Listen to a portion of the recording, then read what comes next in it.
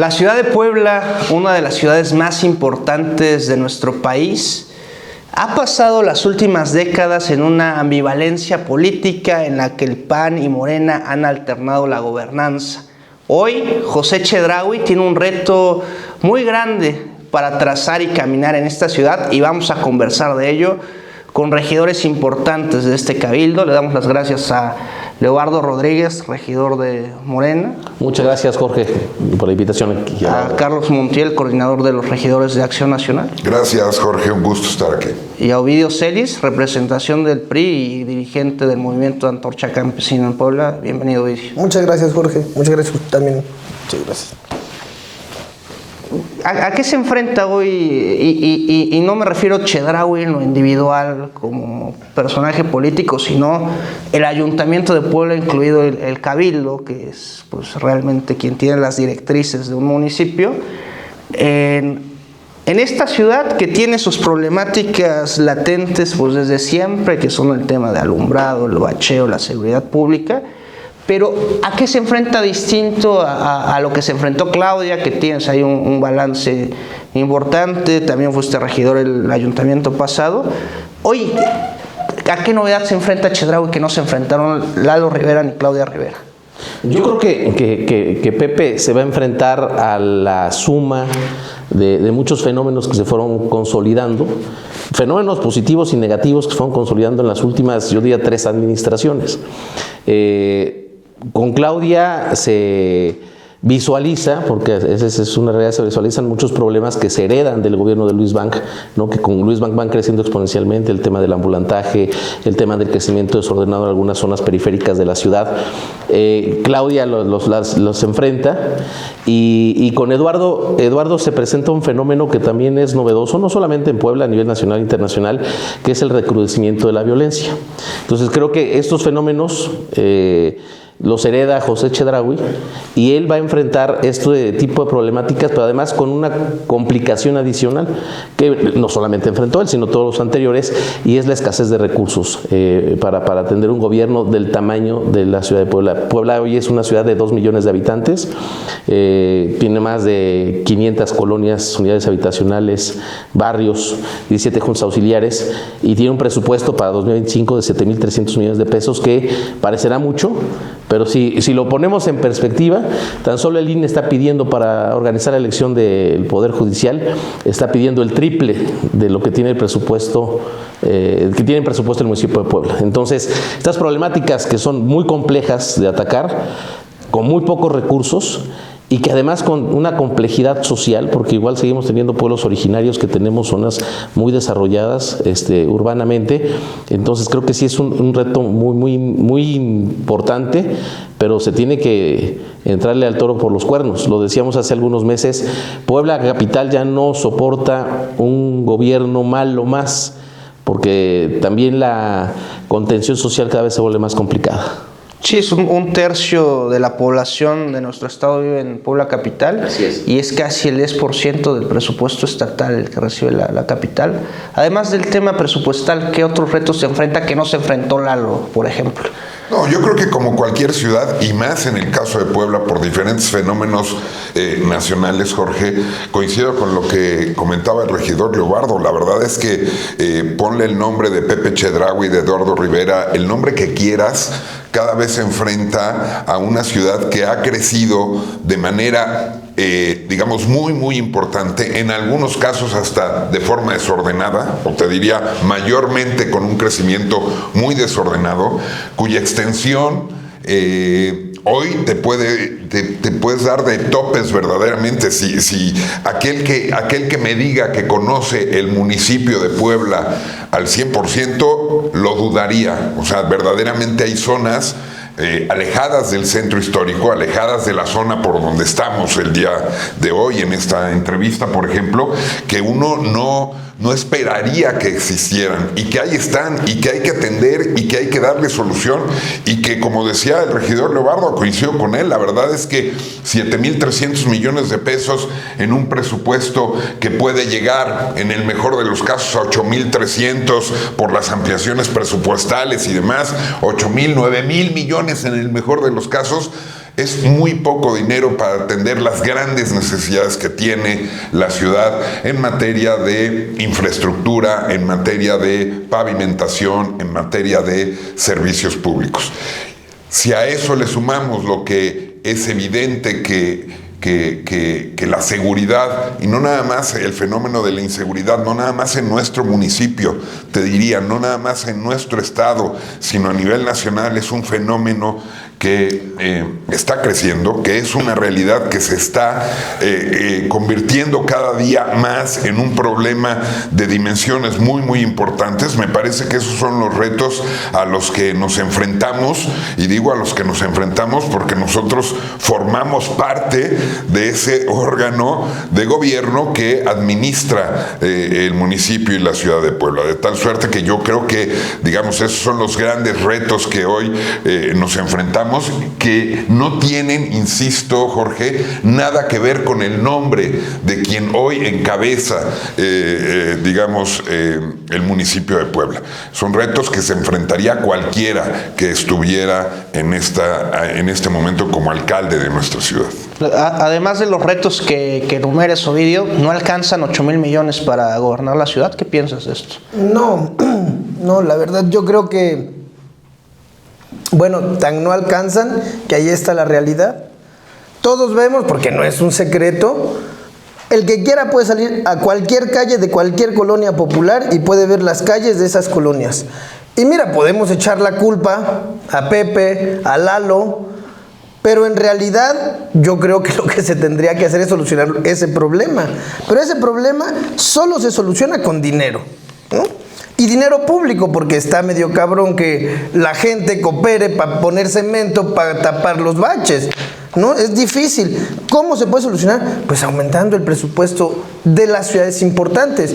Claro, solo que eso pues es una cosa que va más allá, yo creo, de los que estamos sentados en esta mesa y del mismo individuo que sea presidente municipal de esta capital. Es una cosa muy difícil que se tiene que resolver en algún momento, porque Leo lo decía, la contención social cada vez es más complicada.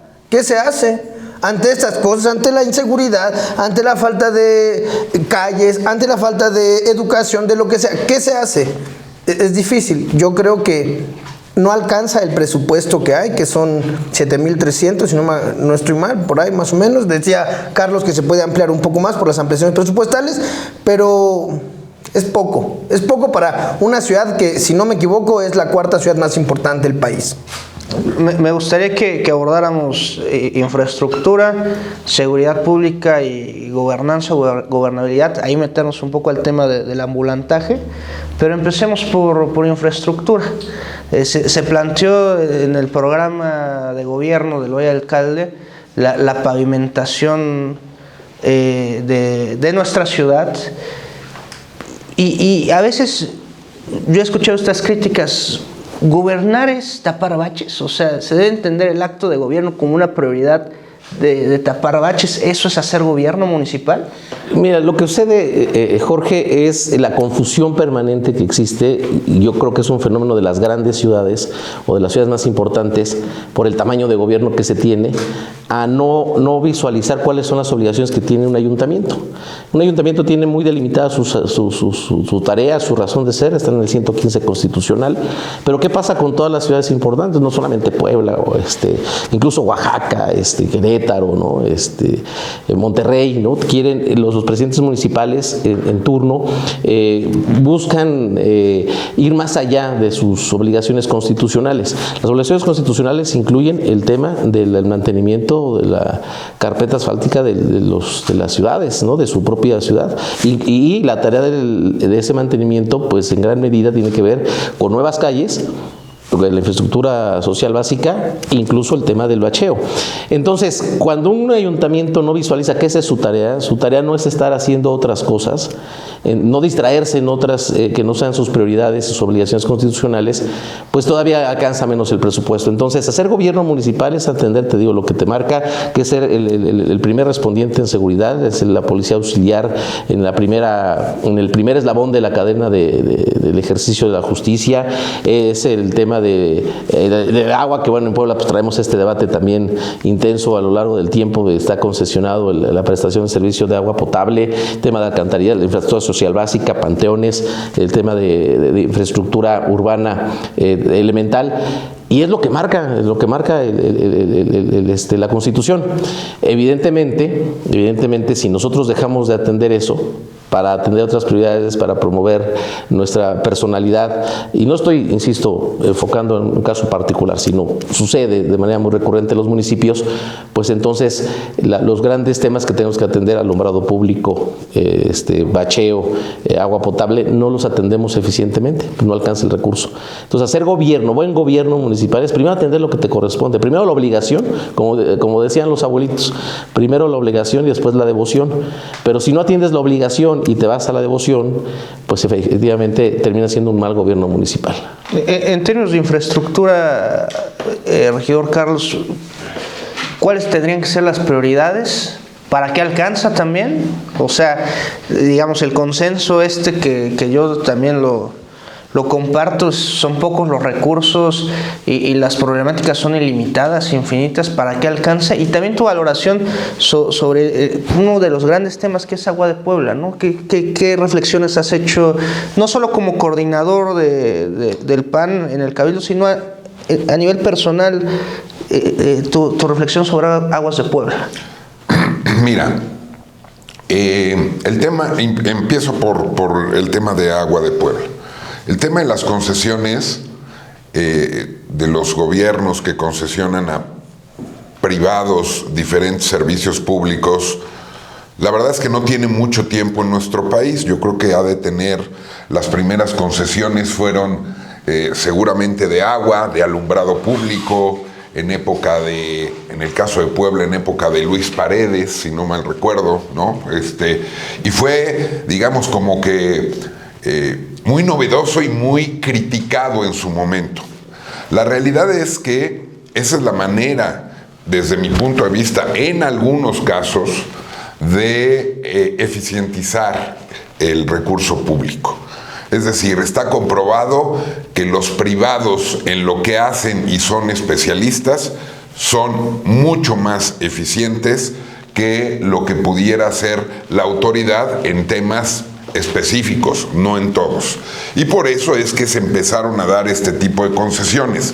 En el caso específico de la concesión del Agua de Puebla, digamos, hay un decreto, hay un contrato, y ahí me parece que lo que ha sucedido es que ha habido, digamos, ciertas lagunas en el propio, de origen, pues, en el propio documento, que, digamos, no ha quedado claramente definido la responsabilidad de inversión del privado, específicamente hablando. Y eso ha dado pie y ha dado lugar a que hay un mal servicio, a que se cobre caro, pero del otro lado, digamos, del lado de la autoridad, hay que decirlo, en mucho tiempo también no ha habido la supervisión adecuada para esa concesión y para hacer que la concesión y la empresa que tiene el servicio, pues cumpla con lo que el contrato establece que tiene que cumplir.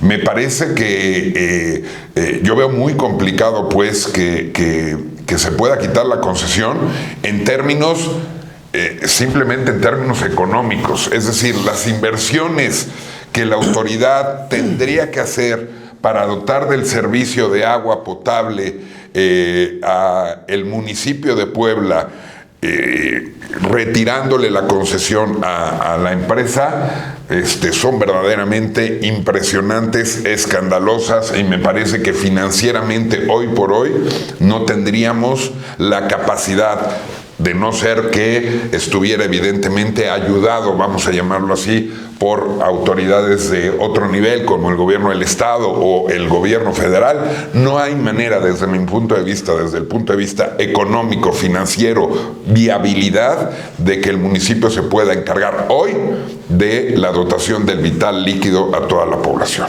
Entonces me parece que lo que habría que hacer es, bueno, sentarse en la mesa, arreglar en términos claros ese documento, establecer claramente las obligaciones y sí ser muy cuidadosos en la supervisión y la exigencia de que se cumpla con el contrato de concesión. Eso por el lado del agua, ¿no? Mira, por el lado digamos, el tema de calles y pavimentación, tú dices, ¿está un gobierno para tapar los baches? Pues sí, ya lo decía el regidor, es parte de sus funciones primarias.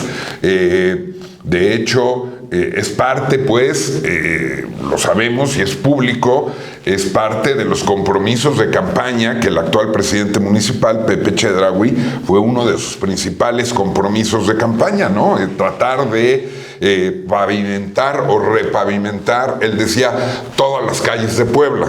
Entendiendo, hombre, que estábamos en campaña, relaminar y repavimentar todas las calles de Puebla, por ahí me decían, creo que podría costar algo así como entre 30 y 35 mil millones de pesos. Es decir, no alcanzaría el presupuesto íntegro de los 3 años de la administración solamente para cumplir con esa promesa de campaña de relaminar o pavimentar todas las calles de la ciudad de Puebla. Pero me parece que sí hay que establecer criterios, que sí es una de las prioridades. Yo te diría, me parece que la prioridad de este gobierno municipal es, número 1, la seguridad, sin lugar a dudas, y número 2, el tema de infraestructura básica que tiene que ver fundamentalmente con calles de nuestra ciudad.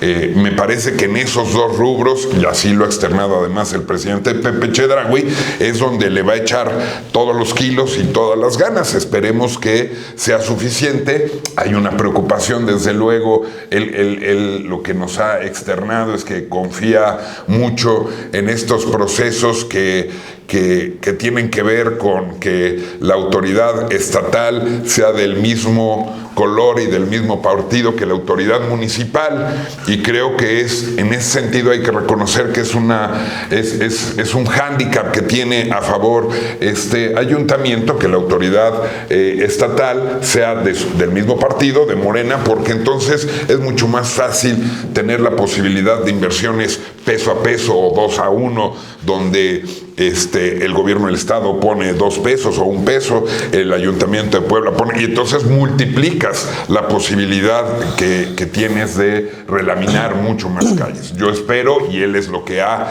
comentado, que con esquemas de esta naturaleza, donde haya peso a peso con otras autoridades, y buscando también, él ha hablado de fondos y de fuentes, inclusive del extranjero, exclusivamente para el tema de la relaminación. Esperemos que se pueda dar un brinco importante en esto, que insisto, fue además una promesa de campaña y que, entiendo yo, es una de las prioridades que este ayuntamiento y el presidente municipal tiene para este trienio, ¿no? También, ¿cuáles consideras deben ser las prioridades en términos de infraestructura? También repensando la ciudad, decía Carlos y Leobardo, tú mismo, pues es una ciudad con 17 juntas auxiliares, donde históricamente quizá la infraestructura se ha destinado al centro de la ciudad, a la zona de Angelópolis, se colinda con Cholula. ¿Cuál debería ser la prioridad de este gobierno en materia de infraestructura? E igual tu opinión sobre esta concesión llamada Aguas de Puebla, Ovidio. ¿Cuál debería ser la prioridad? Pues mira, yo creo que esa es una pregunta complicada, puesto que si nos vamos a términos numéricos, la mayor cantidad de la población pues está dentro de la ciudad, dentro de lo que conocemos como la ciudad, y la menor parte de la población pues está en las juntas auxiliares. Pero si lo vemos desde un punto más social, pues desde hace cuánto tiempo no se le invierte lo que se le invierte a la capital, a las juntas auxiliares. Y esa es una decisión, yo creo, política del gobernante en turno, de cuál es la visión que él tiene acerca de hacer política, ¿no? ¿Cuántos años se ha invertido sobre la Juárez? No sé, pero todos los gobiernos que llegan levantan y vuelven a tapar la Juárez, y levantan y vuelven a tapar el centro histórico, el Zócalo. No sé, ojalá que ya no sea en esta ocasión, y que el recurso, que a lo mejor es poco, No, la verdad no tengo cuántos millones sea, pero el recurso que pueda hacer de ahí se puede destinar para lugares que no estén en el centro histórico, que estén un poco más alejados, puesto que es evidente, quien quiera lo puede ver, puede salir a las juntas auxiliares. Y si el centro histórico está feo, está mal laminado, si están mal en las láminas de la carpeta asfáltica, puede salir un poquito más fuera de los márgenes, puede ver, está peor, ¿no? Es decir, yo creo que deberíamos de empezar, también me parece que es importante, creo que lo decía Carlos, hasta hace poco yo también así lo he visto, por lo menos es una lectura que yo he hecho.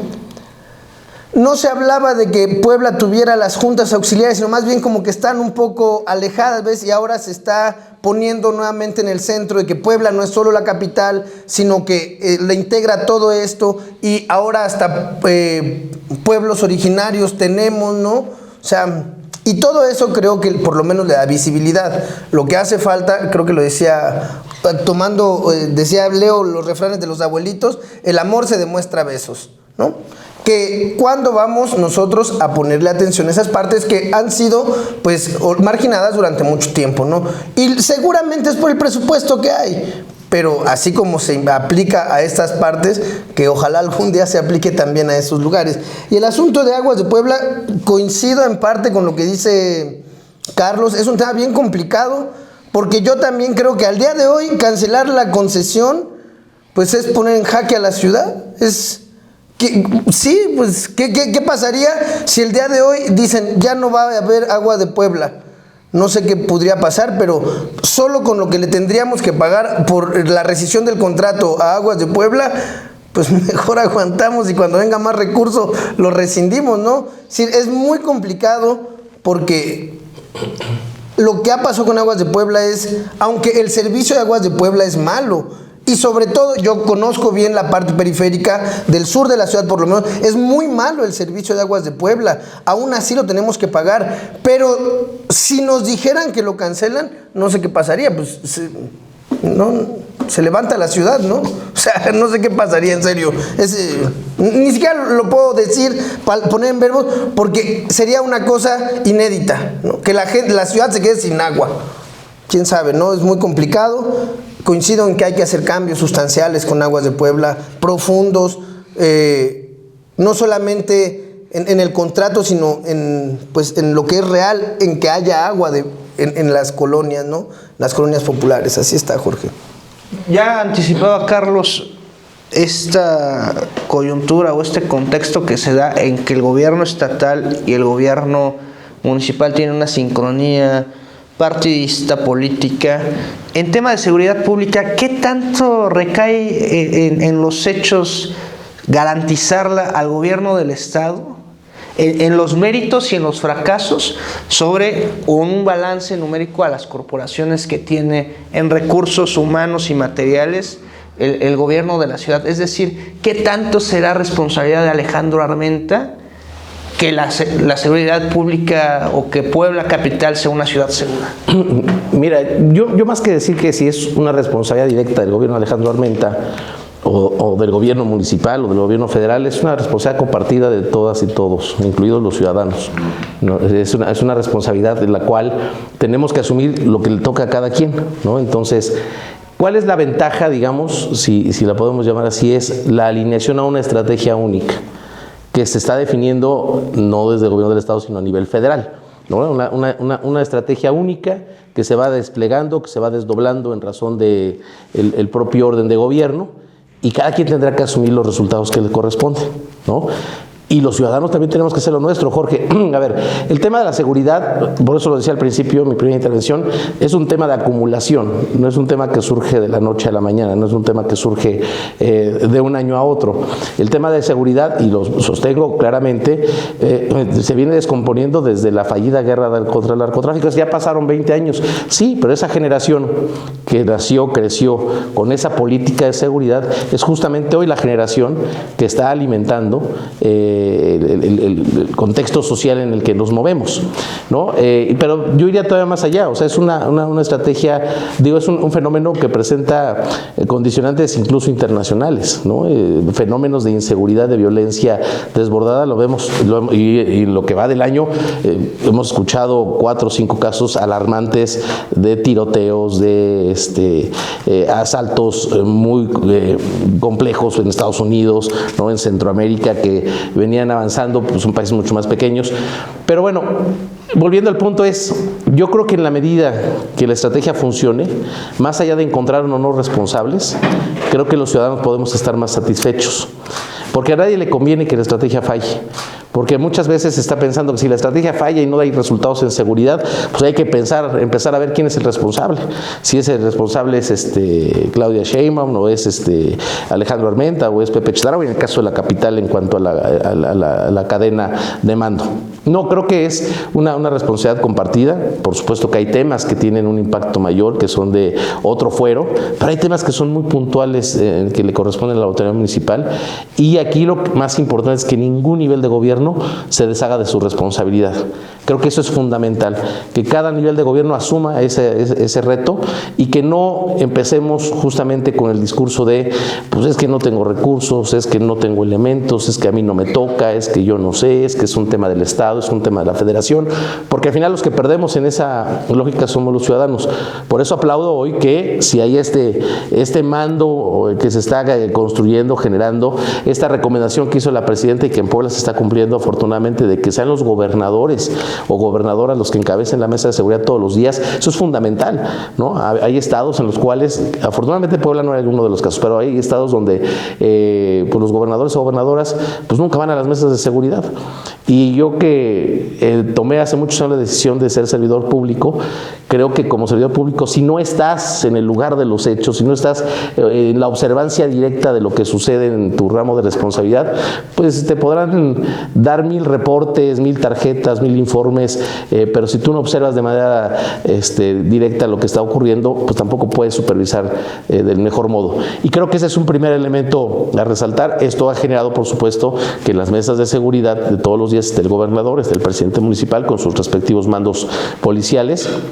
Y esto creo que va a traer buenos resultados. Pero insisto, tenemos que irlos observando de manera paulatina, tenemos que ir viendo cómo esta estrategia va atendiendo los diferentes fenómenos de la propia inseguridad y entonces empezar a hacer la evaluación. Pero sería muy injusto decir solamente un orden de gobierno es el responsable. Cada quien tiene su tramo, cada quien tiene su responsabilidad, el tipo de delitos que les corresponde, pero eso sí, cada quien en su demarcación. En el caso del Ayuntamiento de Puebla, tiene muy establecido lo que tiene, los resultados que tiene que entregar, y no, creo que los ciudadanos y los que colaboramos en esta parte también, la responsabilidad que tenemos, no podemos asumirnos como, híjole, pues ya asaltaron a una señora en un semáforo. La Federación es el problema, el gobierno fallido de la 4T que no da resultados, ¿no? Cada quien tendrá que asumir lo que le toca, y creo que es un reto, es el reto más importante, más allá de cualquier otro, que va, por supuesto, generado y se genera por otras circunstancias subyacentes. Creo que el tema de seguridad es el gran reto de los gobiernos en este periodo, en este trienio, en este sexenio, y tal vez del próximo, para empezar a enderezar la nave, porque sí es un tema que se ha venido descomponiendo. Y digo, pero es un fenómeno de hace 20 años y que tenemos que entrarle con determinación. ¿Lo ves del mismo modo o podrías definir hasta dónde corresponde a la ciudad y hasta dónde al gobierno estatal la seguridad de Puebla capital, regidor Carlos? No, vaya, coincidimos. Está claramente definido el ámbito de competencia de la autoridad municipal en temas de seguridad, de la autoridad estatal, de la autoridad federal, Jorge. Creo que en ese sentido creo que no hay mucho por donde buscarle. Yo quisiera agregar un elemento, y lo iba a mencionar en la primera pregunta que nos hicimos: ¿a qué se enfrenta este gobierno municipal? Y bueno, dimos nuestras respuestas. A mí me faltó decir que desgraciadamente también se enfrenta a una sociedad poco involucrada, poco participativa, a la que se le ha acostumbrado últimamente a estirar la mano para que se le dé, y el ciudadano no ha tenido también, el compromiso, pues, de ser un ciudadano. Y me parece que en el ámbito de seguridad, lo decía muy bien Leo, en el ámbito de la seguridad eso es vital, eso es muy importante. La seguridad, la violencia no es un tema que a nadie conviene politizar. Es decir, nos podemos pelear Morena y PAN de que si la calle, que si el... Pero el tema de seguridad es un tema, y de violencia es un tema en el que todos, incluyendo los ciudadanos, tendríamos que estar jalando en el mismo sentido. Porque lo que es un hecho es que tampoco la estrategia de abrazos y balazos ha funcionado. Digo, es más que evidente, ¿no? Es una acumulación, ciertamente, pero es que tampoco ha funcionado la estrategia. Yo no soy un especialista en temas de seguridad, pero lo que sí sé es que es algo en lo que tienen que estar sumadas todas las autoridades y la sociedad. Y hoy abrimos... Y empezando, ¿y qué le toca? Porque aquí la parte es qué le toca al ciudadano, es decir, cómo colabora el ciudadano en términos de seguridad. Y un poco ponía el ejemplo, Leo, de qué pasa, en la gran mayoría de los casos, qué pasa cuando vemos a una señora que es asaltada por un par de mafiosos ahí con algún cuchillo, un arma punzocortante. Pues hay que decirlo, en la gran mayoría de los casos, todo mundo voltea, da la cara y se sigue de frente, mientras no sea yo, me vale gorro. Y yo no estoy planteando que se convierta en Superman y se presente y ayude y le ponga una buena golpiza al delincuente. Cada quien sabrá y se conocerá para poder coadyuvar o no. Pero, hombre, por el amor de Dios, por lo menos 911 estoy viendo cómo estoy, la denuncia de la señora posterior, que haga la denuncia correspondiente. Eso es lo que le toca al ciudadano y eso es en lo que tiene que participar el ciudadano para que las autoridades podamos tener o se pueda tener un mejor resultado en materia de seguridad. Y eso, digamos, en el día a día. Decía yo hace un momento, entremos a las redes, la gran cantidad de videos que salen hoy de golpizas, ¿no? Entre chamaquitos dentro de la escuela. O sea, creo que, no sé, en el caso de cada uno, en mi caso, creo que el 50% de los videos que me aparecen en X tienen que ver con violencia, violencia, violencia. Si como padres de familia no somos capaces de educar a los niños desde chiquitos, que es la otra parte en la que participa la sociedad y se puede hacer ciudadanía, desde chiquitos a respetar al prójimo, a tratar de resolver las diferencias de manera decente, hablando y demás.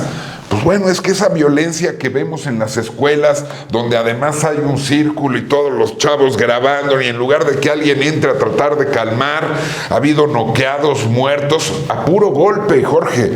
Bueno, pues lo que vamos a tener en un futuro, ¿qué esperamos si hoy chamaquitos de 13, 14 años, niños de 13, 14 años, esa es su principal diversión, eso es en lo que se están preparando? Pues ¿qué esperamos de esos ciudadanos cuando cumplan 20 años?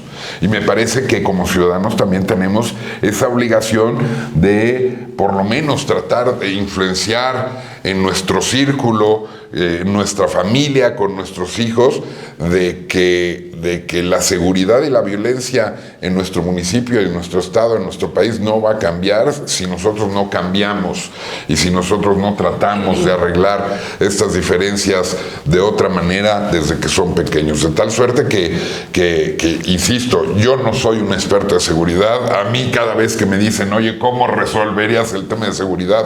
La verdad es que no tengo ni idea, porque si es un problema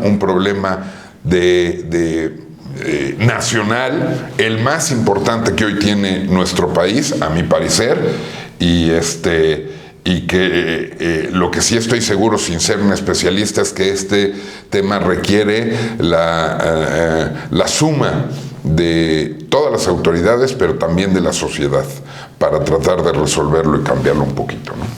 Aunado a tu opinión general del tema de seguridad pública, que profundices en esto que ha planteado Leo, que desarrolló ya Carlos, ¿cómo se incorpora a la ciudadanía a una estrategia de seguridad pública?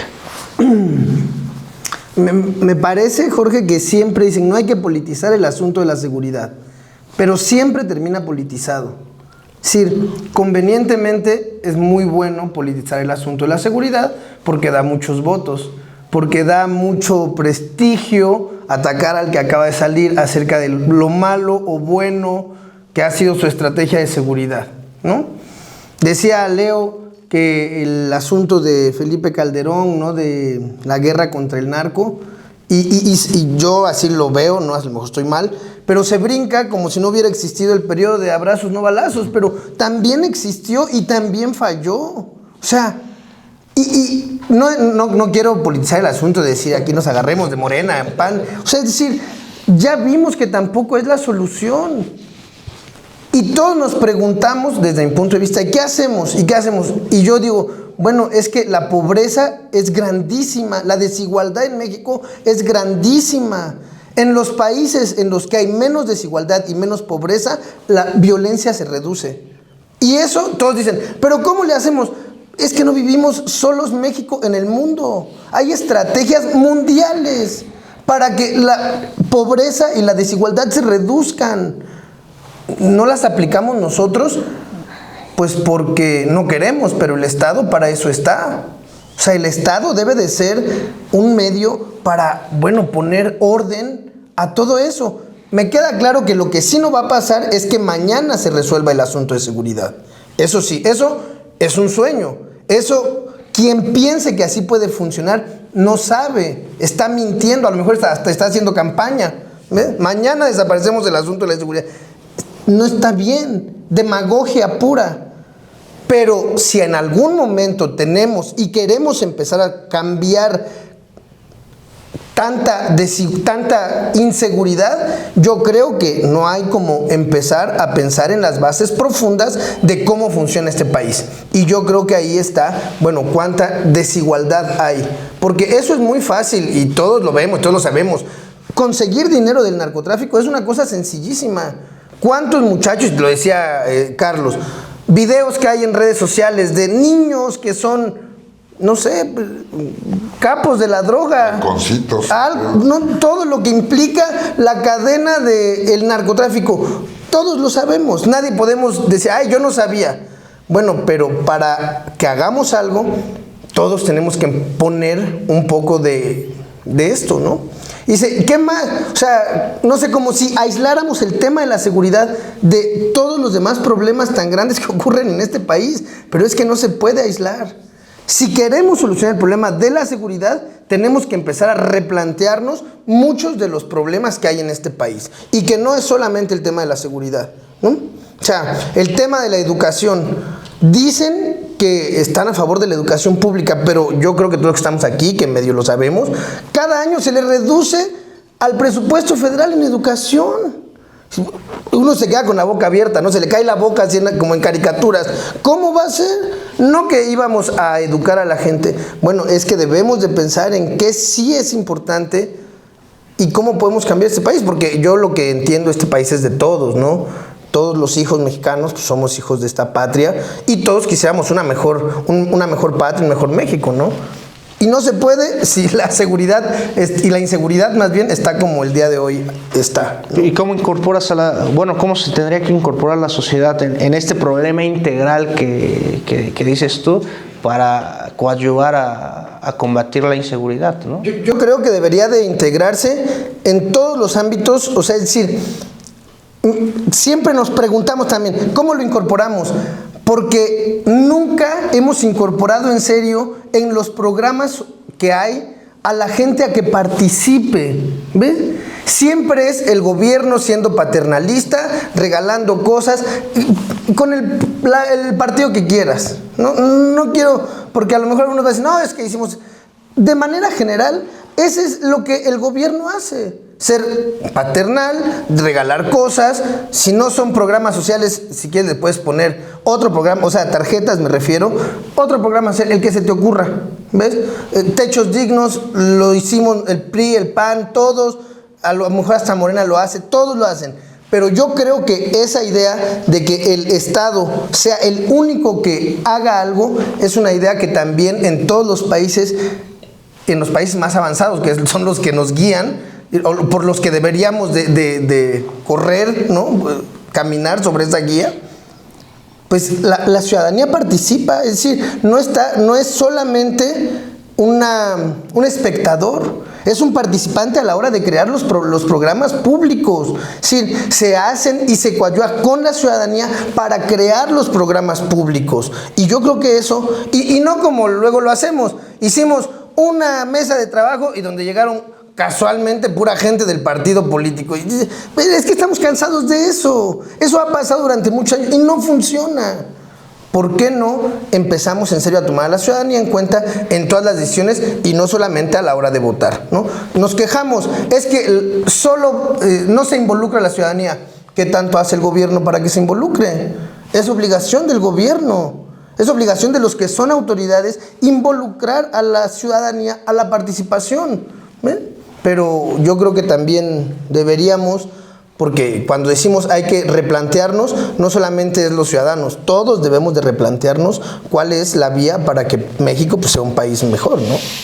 Y ya abordando la última temática, gobernabilidad, que gobernabilidad son muchos temas, aquí estará siempre este espacio y muy contentos de recibirlos para que sigamos comentando a lo largo de este gobierno los acontecimientos, pero el tema del ambulantaje o también redignificando un poco de los comerciantes informales, que es un eterno debate y una eterna pugna, y es una pugna que concibo yo también de causas estructurales, más que de un capricho de que personas determinadas quieran ponerse a vender en determinado espacio.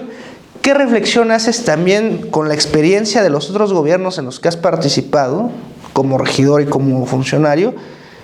¿Cómo se debe resolver el tema del comercio informal en estos cuadrantes? El caso de Puebla, claro. Donde es visible, ¿no? Porque es muy espinoso porque ahí es visible, ¿no? Pero comercio informal hay en todas las colonias. No regulado en todos lados, pero hablemos del caso Centro Histórico hoy. Y después vamos a platicar siempre que puedan venir de los demás temas. Sí, mira, el comercio informal es un tema, creo que es de los más complejos cuando hay cambios de gobierno, porque es un tema recurrente en cada cambio de gobierno. Uno de los indicadores que, más que, no sé si la ciudadanía, creo que el círculo rojo, la opinión pública generada a partir de algunos medios de comunicación, es como un primer indicador del gobierno municipal si logró o no mantener, y es una serie de calles nada más, ¿no? Sin la presencia del comercio informal. Pero yo que tengo la oportunidad de verlo de cerca, cuando menos los últimos 10 años, de cómo se ha modificado el problema, no ha evolucionado porque el problema existe. A ver, tenemos 40 años, 50 años hablando en Puebla del comercio informal, desde que el mercado de la Victoria, o sea, es un tema histórico en la capital, y no solo en la capital poblana, en todos, está también medido, estudiado, que en todos los centros históricos, que son capitales, que son centros históricos, presentan este fenómeno en el mundo, y tiene una respuesta básica que es económica. En Puebla solamente hay dos polos de venta o de atracción económica, de venta directa con el mismo nivel de fuerza. Uno es la zona de Angelópolis y la otra es el centro histórico. Por eso la intención y la inquietud de vender en el centro histórico. Esto va ligado a otro fenómeno y tiene que ver con una lógica elemental. Si los comerciantes informales no tuvieran un público, un consumidor en una medida importante, pues tampoco estarían ahí. Y tiene que ver también con la polarización de la sociedad, porque así hay como quienes exigen el retiro de los comerciantes informales, hay otra parte también importante que defiende la presencia de los comerciantes informales en estas calles de la ciudad de Puebla en particular. ¿Cómo se resuelve? Esa es la pregunta del millón, porque si hubiera una respuesta única, creo que ya la hubieran aplicado cualquier gobierno que quisiera resolver el problema. Creo que va ligado a otros elementos que también se tienen que revisar, que tiene que ver con... creo que yo lo he propuesto desde hace varios años, desafortunadamente no ha jalado jamás, que es que los comerciantes que pretendan vender en algunas zonas que están prohibidas, porque además el Coremón prohíbe la venta en el primer cuadro. Correcto. O sea, hay tolerancias que la autoridad, justamente para evitar conflictos mayores, permite. Creo que la inscripción tendría que ser individual, porque algunos grupos, líderes de comerciantes, en estas negociaciones tan intensas que se dan entre la autoridad y los liderazgos, han sacado más de lo que debieran, digo yo, ¿no? Y nos vamos a los 3 gobiernos anteriores, cuando menos. Vamos a liberar esta calle, sí, pero a cambio te pido que me dejes la zona tal en la zona norte de Puebla, o tal franja en la zona norte de Puebla. Te pido que me dejes tal camellón en tal colonia para que me pueda instalar. A los que te voy a quitar de acá, pues me los voy a llevar para allá. Y entonces es una medida, es como un mejoralito, porque es una medida que dura 1, 2, 3 meses. Y también es un fenómeno muy estudiado, que se llevan estos comerciantes, pero como son liderazgos que se van alimentando de manera recurrente por este tipo de negociaciones, pues en 2, 3 meses ya tienen otro ejército de gente que quiere vender a otra vez en el primer cuadro de ciudad, y entonces vuelven a ocupar las calles de la ciudad. Entonces su cuento nunca acabar. Le hemos entregado, como ciudad, como municipio, le hemos entregado al comercio informal zonas importantísimas de la ciudad, y hemos ido laxando incluso los requisitos. El gobierno anterior, yo voté esa decisión, aunque ahora creo que ha sido una decisión desacertada y propondré que se revierta. Cuando tú le pides o tú pides un permiso para instalarte en alguna zona para vender comida o ropa o algo, le tienes que pedir permiso a cierta cantidad de vecinos. En ese entonces eran 6 o 7 vecinos, ¿no? Y le bajamos a 3, y ha sido un grave error, porque al bajarle a 3 lo que ha generado es que hay una inconformidad mayoritaria, pero como ahora la norma marca que sean 3, pues es una instalación legal.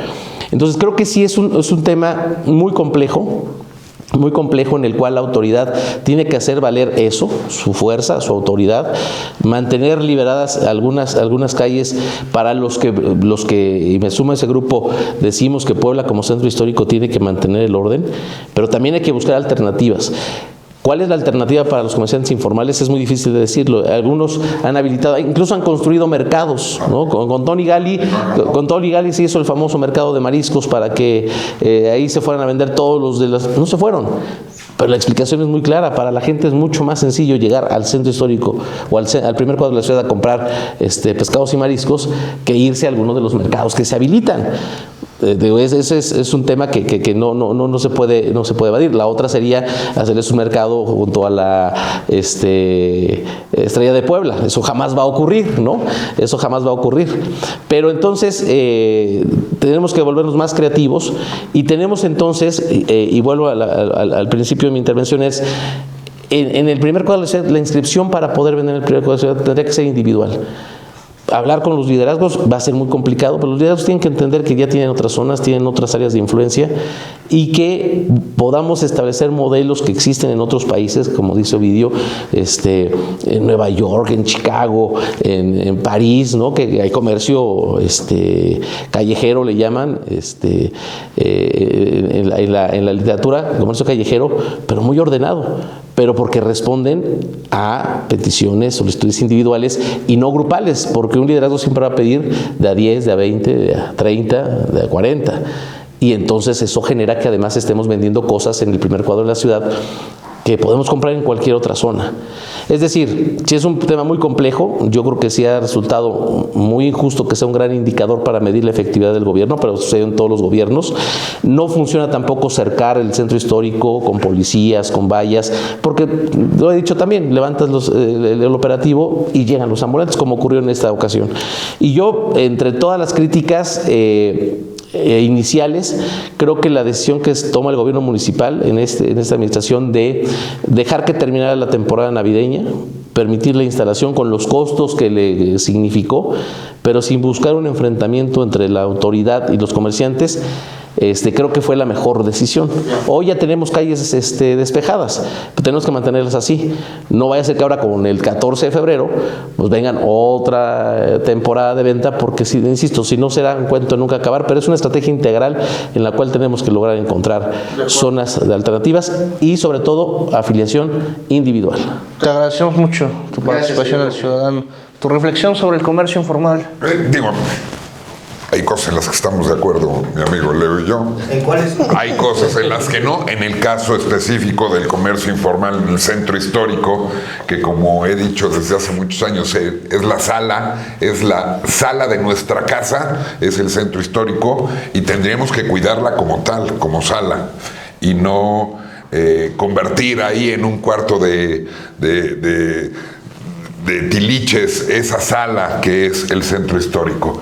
Y yo debo ser muy honesto, a mí no me gusta, reconozco que no es un problema que se pueda resolver, se tiene que controlar, pero se tiene que controlar. Me parece que lo que sucedió el fin de año no hubo control del comercio informal.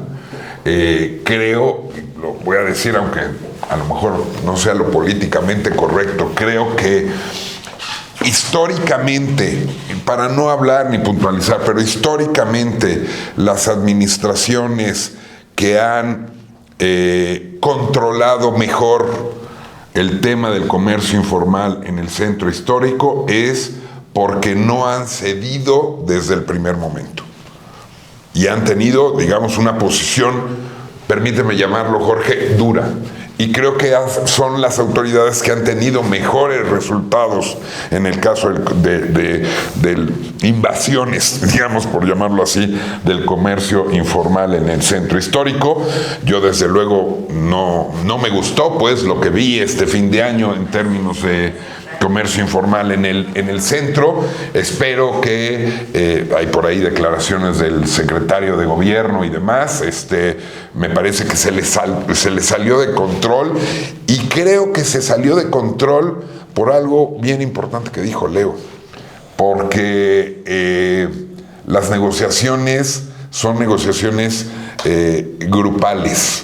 Y creo que ahí sí tendríamos que estar, en eso sí coincido, tendríamos que estar explorando la posibilidad de controlar el comercio informal, no a través de supuestos liderazgos o de los liderazgos o de los líderes de las agrupaciones que tienen digamos, los diversos espacios o que ocupan los diversos espacios del centro histórico.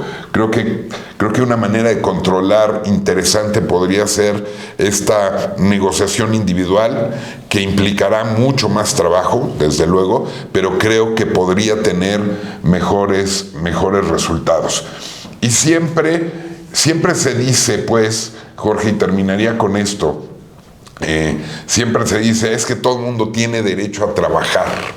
Habría que meternos, porque la gente que conoce el tema del ambulantaje y del comercio informal, lo que te dice es que los beneficiados son unos cuantos. Por más invadidas que estén las calles del centro histórico, al final es el negocio de los liderazgos. Yo lo he escuchado desde hace muchísimos años, desde que yo era, digamos, representante de la iniciativa privada y que estábamos duro y dale con el tema del comercio informal. La gente que se supone que sabe del tema dice, no es cierto, o sea, creemos que porque está invadido el centro histórico le estamos dando la oportunidad de trabajar a mucho más personas, ¿no? Personas que necesitarían, y te la plantean así, es que si no tengo que comer el día de mañana. Y creo que no es así. Creo que ya es una industria controlada por unos cuantos y con beneficios para unos cuantos. Entonces, ese también me parece un dato adicional a considerar, y por el cual creo que el centro histórico, la autoridad tiene que ser firme. La autoridad tiene que tener la claridad de que, como bien se dijo, en el Coremún está prohibida la venta en la vía pública en el centro histórico, que se tiene que controlar, que hay que tener, digamos, alguna tolerancia, pero que tiene que ser mínima. Y me parece que el control se debe dar a través de la negociación, digamos, individualizada, y ya no representada por liderazgos de organizaciones que se dedican a eso, como industria, ya literalmente como una industria, la industria del comercio informal, que obviamente ve espacios o ve un poco de debilidad o ve buena voluntad para que sea todo a través del diálogo, y en muchos de los casos, no quiero generalizar, pero en muchos de los casos se abusa pues de dejar la puerta abierta o de esta no postura firme de la autoridad, y tenemos resultados como los que tuvimos en diciembre pasado en nuestro... Te agradezco mucho. Gracias por la lección. Gracias, Jorge. Seguramente tienes una opinión muy distinta a la de... Mire, se me hace increíble. Y en general quisiéramos escuchar tu opinión sobre el fenómeno comercio informal y después particularmente respecto al centro histórico Ovidio. Sí, mira, yo se me hace, y aquí son mis amigos, estamos aquí en la mesa, pero se me hace increíble cómo en esto sí se pusieron de acuerdo el PAN y Morena. A mí se me hace, o sea, en serio, se me hace que el comercio informal es una cosa también política, para decirte con todas las letras. Esos comerciantes han estado ahí en el centro histórico desde hace, dijo Leo, 50 años, ¿sí o no? Y el centro histórico cada vez gana más, es decir, es un negocio más grande, ¿sí o no? Es decir, no es que el centro histórico esté en decadencia, ni que ahora pues ya la gente no vaya al centro histórico. No sé en qué lugar andemos, pero de los centros históricos más visitados del país es el de Puebla. Con los comerciantes ahí, ¿no? Que limpiemos la casa, pues si ni que fueran basura, pues si ahí están, son gente que trabaja porque tiene necesidad de trabajar, que es una industria. ¿Quién lo dice? Pues los que siempre lo han dicho. Eso es lo que pasa. Siempre han dicho que es una industria. ¿Quiénes? La prensa, que siempre ha dicho que es una industria el comercio informal. Pero los comerciantes, y bueno, ahí están trabajando. A mí se me hace que el derecho al trabajo no es una cosa de juego. Dicen que ni siquiera es para llevar a su casa. Ojalá algún día no tengamos que ser ambulantes para llevar comida a nuestra casa. Ojalá que este país todo el tiempo esté y sea tan bondadoso con nosotros que no nos haga tener que llevar comida pidiendo en la vía pública. Que el Coremún lo prohíbe. Pues entonces lo que no funciona es el Coremún. Pues si desde hace 50 años están los comerciantes, pues hay que modificar el Coremún, porque lo que nos ha demostrado la realidad es que los que estamos siendo necios somos nosotros. Y ahí está el problema, es lo que te decía hace ratito de la participación ciudadana. Esto es para lo único que quieren que participen los ciudadanos, para quitarlos. ¿Ves? Eso es lo que hace la autoridad. Es la única oportunidad en la que la autoridad se presenta ante los ciudadanos. ¿Para qué? Para madrearlos. Ahí está, cuando es la seguridad pública. ¿Cómo se presenta? Llega a madrear a la gente. Bueno, a calmar lo que sea, pero con armas me refiero, ¿ves? Así, hacer una represión. El comercio. A eso. Yo nunca he visto que lleguen y digan, bueno, a ver, miren, sí, aquí en este lugar, aunque sea la Estrella de Puebla, aquí vamos a hacer un mercado. ¿Por qué no? Se me cae la cara y decir, ¿por qué no se puede hacer al lado de la Estrella de Puebla? ¿Por qué si le pueden construir a otras instituciones también empresariales? Nadie está en contra de las instituciones empresariales, pero ¿por qué a ellos sí se les puede hacer un parque tan bonito para que ahí puedan llegar y tener, lo decía Leo, siendo otro de los polos muy importantes en la ciudad? ¿Por qué no puede pasar eso? Yo no lo sé. A lo mejor son políticas, a lo mejor es política y uno tiene pues que quedarse callado ante la política, pero yo creo que antes que eso, esa gente, son humanos que necesitan comer y que necesitan trabajo, y que si eso es lo que se puede hacer, debería la autoridad buscar las formas. Y también no me gusta mucho, para ser sincero, porque pues nosotros estamos implicados dentro de esto y no lo sentí así, la verdad, como agresión de ninguno de los dos, pero también en mi postura acerca de que los liderazgos se quedan con que sea la inscripción de manera individual. ¿Pero por qué? Si la libertad de asociación no es un derecho que nos regale a alguien, es un derecho que consiguieron los trabajadores durante años de lucha. ¿Cómo ahora nos van a decir, es que la va a hacer la inscripción? A ver qué así le hagamos para las cosas del gobierno. O sea, cuando se trata de partidos políticos, ahí sí no importa, ¿ves? Todos somos Morena, todos somos PAN, todos somos PRI, porque nosotros somos priistas. ¿Qué digo? Todavía, ¿no? Así es, ¿ves? ¿Y por qué para esto debe de ser individual? ¿Por qué no? Se me hace que es de muy mala fe que partamos de que como son comerciantes, seguro hay gente que se queda con el dinero de los demás. ¿No crees? Yo lo pienso, a mí me pasaría. Si durante 50 años alguien me hubiera estado quitando mi dinero, yo ya me hubiera quitado de ahí. ¿No? No mames. ¿Cómo voy a dejar durante 50 años? No, es que los amenazan.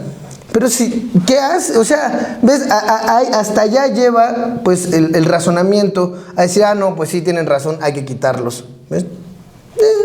Si así quieren, si ese es el razonamiento, pues sí, la conclusión es esa. ¿Ves? De ese razonamiento, solamente que las premisas, desde mi punto de vista, están equivocadas.